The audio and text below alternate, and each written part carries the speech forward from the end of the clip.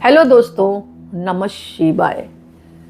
दोस्तों, नाग पंचमी का पर्व 29 जुलाई 2025 मंगलवार को मनाया जाएगा पूरे भारतवर्ष में। वैसे दो बार आती है, एक कृष्ण पक्ष की आती है और एक शुक्ल पक्ष की आती है।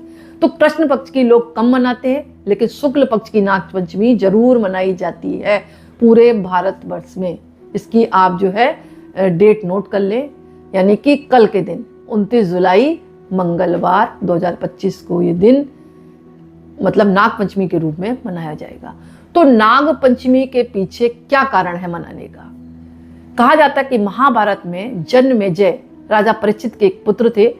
इन्होंने अपने पिता की मृत्यु का बदला लेने के लिए, क्योंकि राजा परीक्षित को सांप ने काटा था, पिता की मृत्यु का बदला लेने के लिए सर्प यज्ञ किया, जिसमें सारे नागों को भस्म करने की योजना बनाई थी। तो अस्तिक मुनि थे जो एक ब्राह्मण थे और नाग कन्या मनसा के पुत्र थे। उन्होंने यज्ञ में आकर जन्मेजय को समझाया और यज्ञ को रुकवा दिया। इससे नागों की जान बची। वो दिन था पंचमी तिथि, इसलिए नागों की रक्षा करने का और उनके प्रति कृतज्ञता, और बहनें जो है इनको भाई की रूप में पूजती हैं, इसलिए नाग पंचमी का पर्व मनाया जाता है।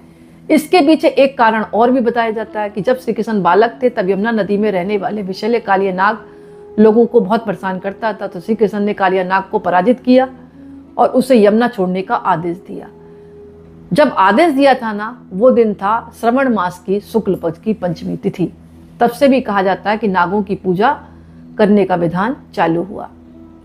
इसके अलावा मनसा देवी को नागों की देवी माना जाता है। नाग पंचमी पर इनकी पूजा की जाती है ताकि सर्वदंश से रक्षा हो और घर में सुख शांति बनी रहे। इसके अलावा नाग पंचमी के मनाने का कारण ये भी है कि प्राकृतिक संतुलन बना रहता है। सांप खेतों की रक्षा करते हैं चूहों से, इसलिए किसान इन्हें जरूर पूजते हैं। बरसात के मौसम में सांप अधिक दिखाई देते हैं, इसलिए उन्हें शांत करने के लिए पूजा की जाती है ताकि सर्वदंश से रक्षा हो। पौराणिक कथाओं के आधार पर इनकी महत्ता ज़्यादा बताई गई है कि नागों ने हमारा सहयोग भी किया है प्रत्येक कार्य में, तो इसके लिए भी इनकी पूजा की जाती है। धार्मिक श्रद्धा है क्योंकि शेषनाग भी पूजे जाते हैं। शेषनाग जो है इनके ऊपर भगवान विष्णु मतलब सैया करते हैं।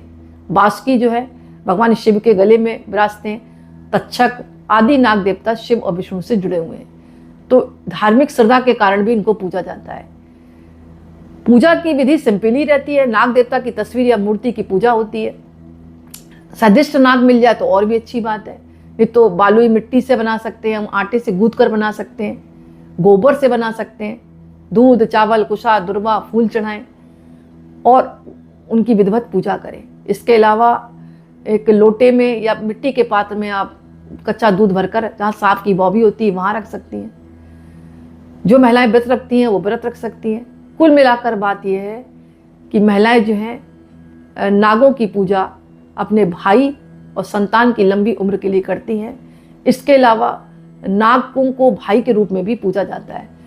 तो जिन बहनों के भाई नहीं हैं वो नागों को भाई मानकर पूजा करती हैं, तो भी नाग देवता उन बहनों की रक्षा करते हैं। तो इस तरह जो है नाग पंचमी का पर्व जो है बहुत हर्ष और उल्लास के साथ मनाना चाहिए। नाग देवता की पूजा करनी चाहिए। अगर आपकी जन्म कुंडली में काल सर्प दोष है तो किसी नाग को या नाग के जोड़े को किसी सपेरे से आप निजात दिला सकते हैं, किसी जंगल में छुड़वा सकते हैं, पर अपने सामने छुड़वाना है तो आपके ऊपर काल सर्प दोष है वो टलेगा और नाग आपकी हमेशा रक्षा करते रहेंगे। तो दोस्तों, ये छोटा सा वीडियो था, मुझे आशा कि आपको पसंद आया होगा। पसंद आए तो लाइक करें, कमेंट्स में नमः शिवाय जरूर लिखें। बहुत बहुत धन्यवाद।